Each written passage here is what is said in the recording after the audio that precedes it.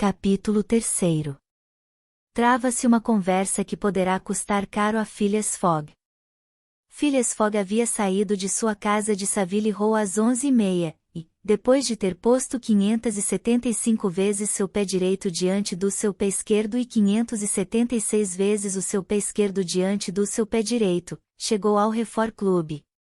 Vasto edifício, construído em Pall Mall, que não custou menos de 3 milhões para ser edificado. Phileas Fogg dirigiu-se logo para a sala de refeições, cujas 9 janelas se abriam sobre um belo jardim com árvores já douradas pelo outono. Ali, tomou lugar a mesa habitual onde o esperava o seu couvert.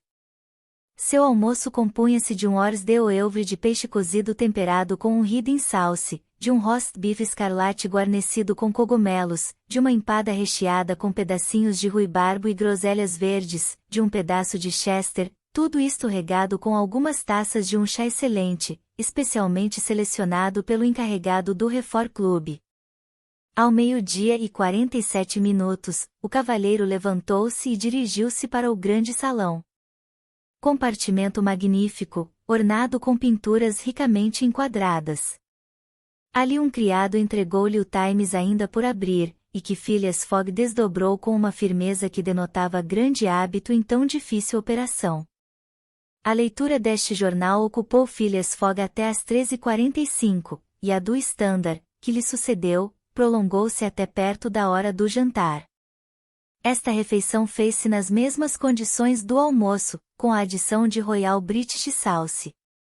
Às 6h20, o cavalheiro reapareceu no grande salão e absorveu-se na leitura do Morning Chronicle.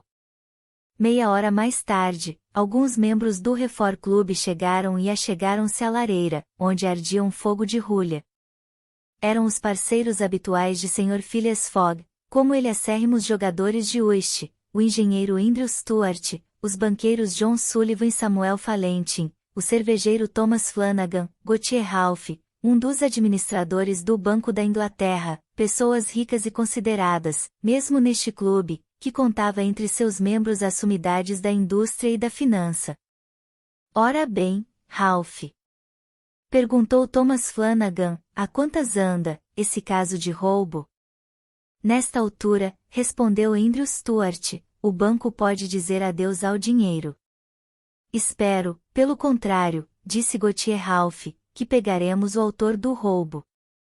Inspetores de polícia, pessoas muito hábeis, foram enviados para a América e a Europa, para todos os portos de embarque e desembarque, e vai ser difícil para este senhor escapar-lhes. Então tem a descrição do ladrão? Perguntou Andrew Stuart. Em primeiro lugar, não é um ladrão, respondeu seriamente Gauthier Ralph. Como, não é um ladrão? Um indivíduo que subtraiu 55 mil libras em papel moeda, 1.375.000 francos. Não, respondeu Gauthier Ralph. É então um industrial? Disse John Sullivan. O Morning Chronicle assegura que é um cavalheiro. Quem deu esta resposta não foi outro senão Phileas Fogg, cuja cabeça emergiu por entre as ondas de papel acumulado à sua volta. Ao mesmo tempo, Phileas Fogg cumprimentou os seus colegas, que lhe retribuíram o cumprimento. O fato do qual falavam, que os diversos jornais do Reino Unido discutiam com ardor, passará-se 3 dias antes, 29 de setembro. Um maço de notas, totalizando a enorme soma de 55 mil libras, fora tirado da frente do guichê do caixa principal do Banco da Inglaterra. A quem se admirasse de que um tal roubo pudesse realizar-se com tanta facilidade, o vice-diretor Gauthier Ralph limitar-se-ia a responder que naquele exato momento o caixa estava ocupado em fazer o lançamento de uma receita de 3,06 e que não se pode estar de olho em tudo. Devemos, porém, aqui observar, o que torna o fato mais explicável, que este admirável estabelecimento, o Banco da Inglaterra, parece importar-se ao extremo com a dignidade do público. Nada de grades, nada de porteiros, nada de guardas. O ouro, a prata, as notas estão expostas livremente e por assim dizer à mercê do primeiro recém-chegado. Não se poderia colocar em suspeição a probidade de ninguém. Um dos melhores observadores dos costumes ingleses até conta o seguinte: numa das salas do banco, onde se encontrava um dia, teve a curiosidade de ver mais de perto um lingote de ouro, pesando de 7 a 8 libras, que estava exposto na mesa do caixa. Pegou o lingote, examinou-o, passou para um seu vizinho, este passou para um outro, e o lingote, de mão em mão, foi até ao fundo de um corredor escuro, e só meia hora depois voltou ao seu lugar, sem que o caixa levantasse sequer a cabeça. Mas, em 29 de setembro, as coisas não se passaram assim.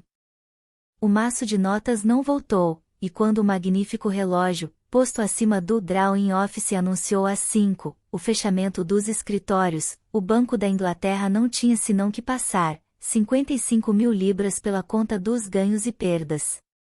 Clara e devidamente reconhecido o roubo, agentes e detetives, escolhidos dentre os mais hábeis, foram enviados para os principais portos, para Liverpool, para Glasgow, Havre, Suez, Brindisi, Nova York, etc., com a promessa, no caso de sucesso, de uma gratificação de 2.000 libras, 50.000 francos, e 5% da quantia que fosse recuperada.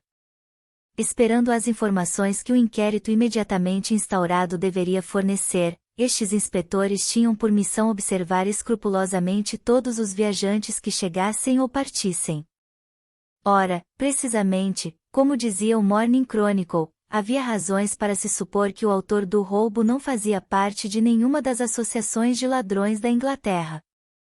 Durante o dia 29 de setembro, um cavalheiro bem apessoado, de boas maneiras, ar distinto, havia sido notado, passeando pela sala dos pagamentos, teatro do roubo. O inquérito permitira reproduzir com bastante exatidão a descrição deste cavalheiro, que foi imediatamente enviada a todos os detetives do Reino Unido e do continente. Alguns crédulos, Gautier Ralph entre eles, julgavam-se, pois, com base para esperar que o ladrão não escaparia. Como se pode imaginar, este fato estava na ordem do dia em Londres e em toda a Inglaterra. Discutia-se, apaixonava-se a favor ou contra as probabilidades do êxito da polícia metropolitana. Não é de estranhar, pois, ouvir os membros do Reform Club tratarem da mesma questão, ainda mais que um dos vice-diretores do banco, achavam-se entre eles. O digno Gautier Ralph não queria duvidar do resultado das buscas, calculando que a gratificação oferecida deveria estimular e muito zelo e a inteligência dos agentes. Mas o seu colega, Andrew Stuart, estava longe de compartilhar desta confiança. A discussão continuou, pois, entre os cavalheiros, que se tinham sentado a uma mesa de whist, Stuart em frente de Flanagan, Fallentin diante de Phileas Fogg. Durante o jogo, os jogadores não falavam, mas entre as rodadas a conversação interrompida recomeçava com mais animação. Eu sustento, disse Andrew Stuart, que as probabilidades são a favor do ladrão, que não pode deixar de ser um homem muito astuto. Ora, vamos. Respondeu Ralph, não há mais um só país em que ele possa se refugiar. Por exemplo. Para onde quer que ele vá? Não sei, respondeu Andrew Stuart, mas, afinal, a terra é bastante vasta.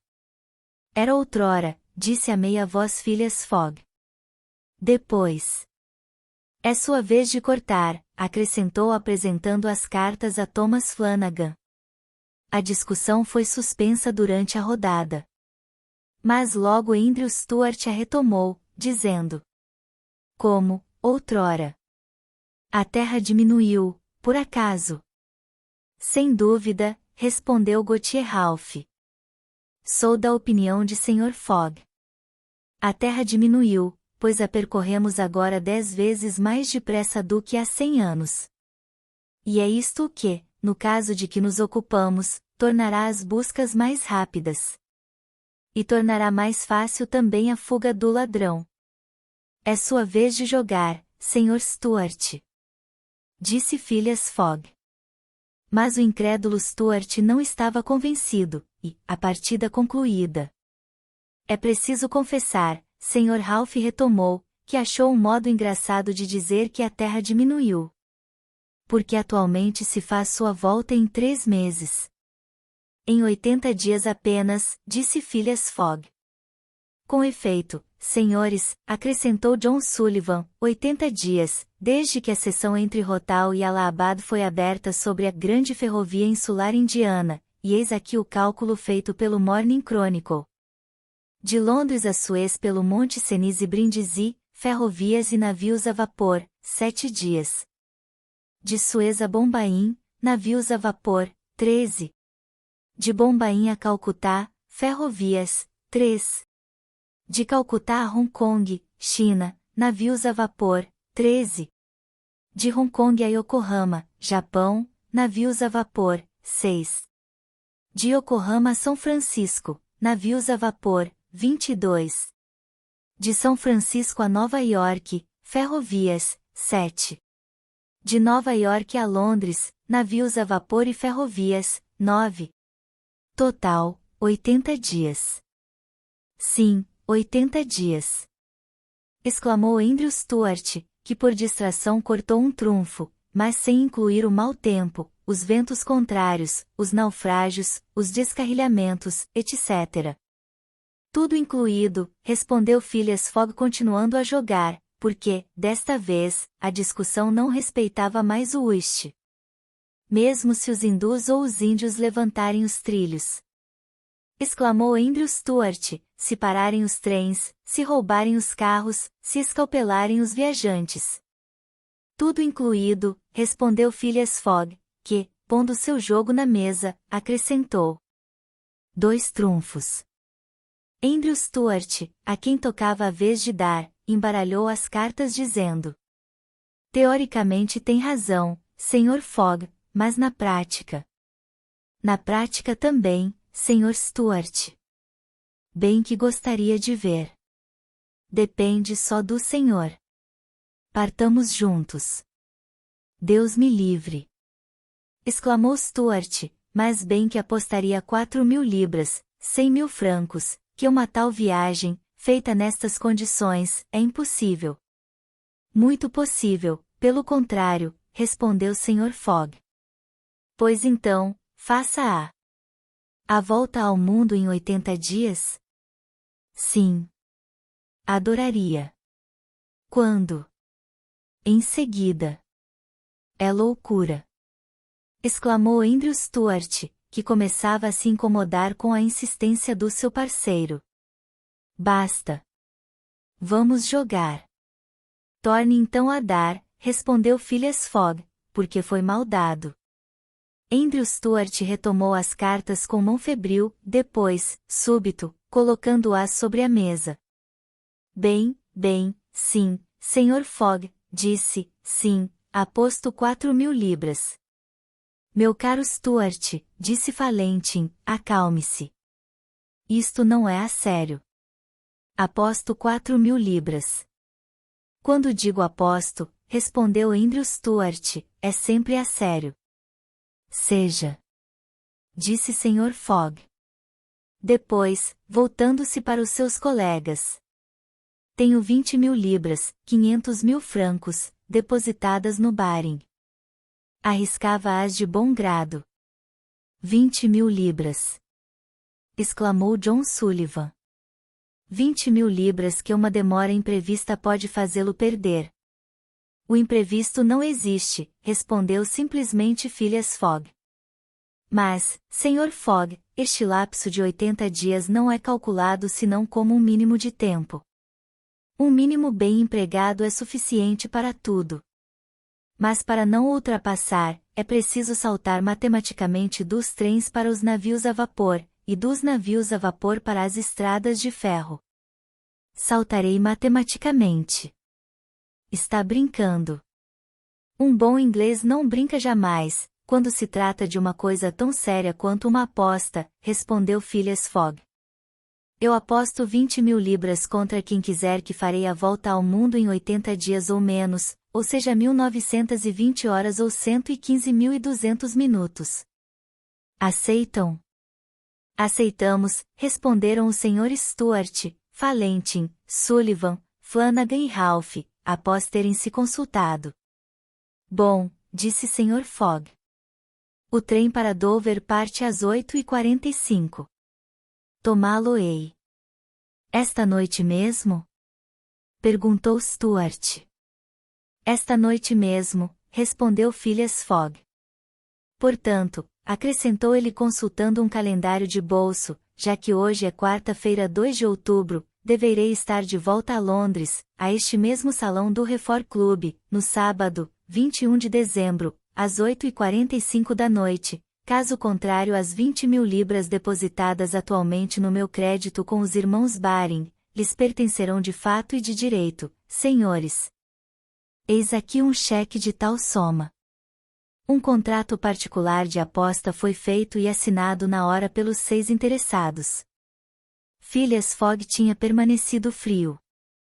Não tinha certamente apostado para ganhar, e só arriscava as 20.000 libras, metade da sua fortuna, porque previa que poderia ter que despender a outra metade na realização deste difícil, para não dizer inexecutável, projeto.